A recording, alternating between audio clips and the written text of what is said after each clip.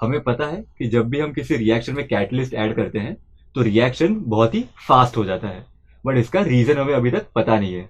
So let's try to reason out कि catalyst ऐसा करता क्या है जिससे रिएक्शन हमारा फास्ट हो जाता है।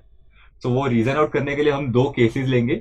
इन the first case we have a reaction जहाँ पे reactants are forming products without any catalyst present, और सेकंड केस में same reactants are forming same products, but second case में हमने कैटलिस्ट भी ऐड किया है रिएक्शन में। सो फर्स्ट केस में हमें पता है कि पाथ क्या फॉलो होता है।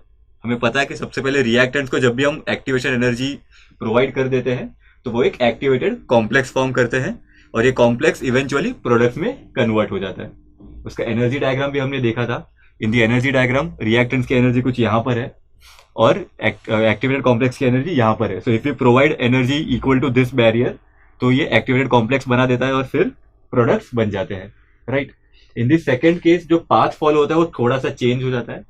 So in this second case reactant सबसे पहले कैटलिस्ट के साथ इंटरैक्ट करते हैं और एक कुछ तो बॉन्ड्स फॉर्म करते हैं and they form some intermediate. So क्योंकि यहाँ पे बॉन्ड्स फॉर्म हो रहे हैं, कुछ तो एनर्जी रिलीज होने वाली है यहाँ पे। लेट अस अज्यूम कि ये जो एनर्जी रिलीज हो रही है यहाँ पे that is E. So E amount of energy is release in bond formation यहाँ पे, और उसके बाद तो हमें पता है कि फिर वापस एक्टिवेटेड कॉम्प्लेक्स बनाना पड़ेगा and then products will be form.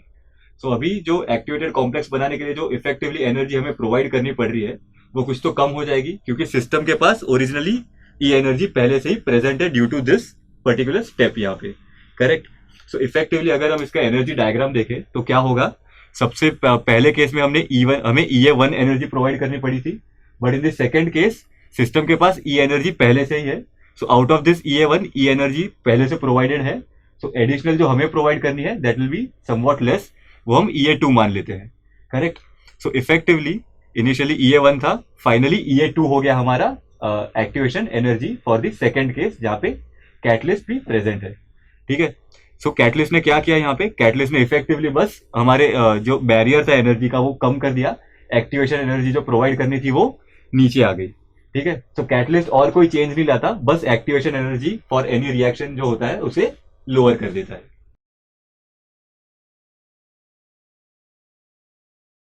हमारे पास यहाँ पर दो रिएक्टेंट स्पीशीज हैं, एक CH3Br है और एक OH माइनस है। दोनों के पास इनफ एनर्जी है कि वो एक्टिवेशन एनर्जी का बैरियर क्रॉस करके प्रोडक्ट्स फॉर्म कर सके। तो अकॉर्डिंग टू अरेनियसिस थियरी अगर दोनों के दोनों मॉलिक्यूल्स कोलाइड करेंगे एक दूसरे से तो प्रोडक्ट्स फॉर्म हो जानी चाहिए। बट ये ऑब्जर्व किया गया था कि इन दिस केस जब OH माइनस राइट से अटैक कर रहा है इसे, तब जब कोलिजन हुआ तब रिएक्शन प्रोसीड नहीं हुआ आगे, बट जब OH माइनस लेफ्ट से अटैक कर रहा था यहाँ पे तो रिएक्शन आगे प्रोसीड हो गया, ठीक है। तो अरेनियस की थियरी एक्सप्लेन नहीं कर पाई कि ऐसा क्यों हुआ है।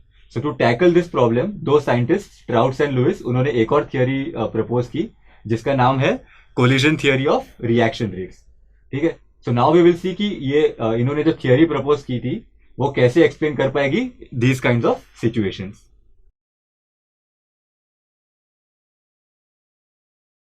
Let's first have a look at the assumptions of collision theory. So first assumption जो दिया गया था वो ये था कि मॉलिक्यूल्स आर हार्ड स्फीयर्स, ठीक है। सारे मॉलिक्यूल्स को स्फेरिकल कंसिडर किया गया था। The second assumption that was given was that for formation of products the collision has to be effective.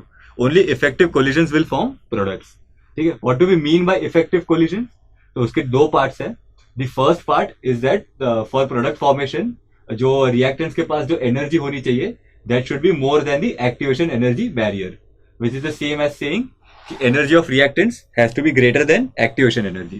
The second part of this assumption was that for formation of products we need correct orientation in collision. तो अगर orientation correct होगा सिर्फ तभी products form होंगे, वरना products form नहीं होंगे, ठीक है। So these are the two assumptions. Now let's have a look at the equation for this particular theory. So यहाँ पे इक्वेशन ये बताता है कि rate of a reaction is equal to P times ZAB times E raise to minus EA by RT. तो यहाँ पे जो P है, P रिप्रेजेंट्स प्रोबेबिलिटी फैक्टर या फिर steric factor. What it means is कि what is the probability of any collision being having proper orientation, ठीक है। नाउ ZAB जो हमारे पास है, ZAB represents collision frequency. So this gives us the number of collisions per second per unit volume of the reactant mixture, ठीक है. So this is the equation that can give you the rate depending on this particular collision theory.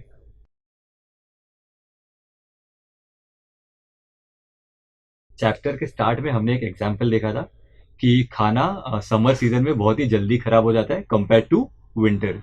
तो now let's try to explain कि ऐसा क्यों होता है using the concept that we have just learned in this chapter. So सबसे पहले तो जो खाना खराब होता है that is a form of a chemical reaction. So वहाँ पे जो खाने के मॉलिक्यूल्स है वो उसमें कुछ केमिकल रिएक्शन होता है और प्रोडक्ट फॉर्म होते हैं विच इज स्पॉइल्ड फूड। ठीक है। एंड वी नो कि समर में टेम्परेचर बहुत ही हाई होता है कंपेयर टू विंटर। तो क्योंकि टेम्परेचर हाई होता है बहुत सारे खाने के मॉलिक्यूल्स में इनफ एनर्जी होगी ताकि वो एक्टिवेशन एनर्जी को क्रॉस कर सके and they can form product which is a spoiled food. Correct. But अगर हम विंटर में देखें सो विंटर में टेम्परेचर बहुत ही कम होता है। So very few molecules will possess enough energy कि वो एक्टिवेशन एनर्जी का बैरियर क्रॉस करके प्रोडक्ट फॉर्म कर सके। और इसीलिए विंटर में खाना खराब होने के लिए बहुत ही ज्यादा टाइम लगता है compare to the summer season. So effectively अगर हम देखें तो ये होता है कि समर में क्योंकि रेट बहुत ही फास्ट होता है इसीलिए खाना जल्दी खराब होता है एंड विंटर में it takes a lot of time for the food to get spoiled.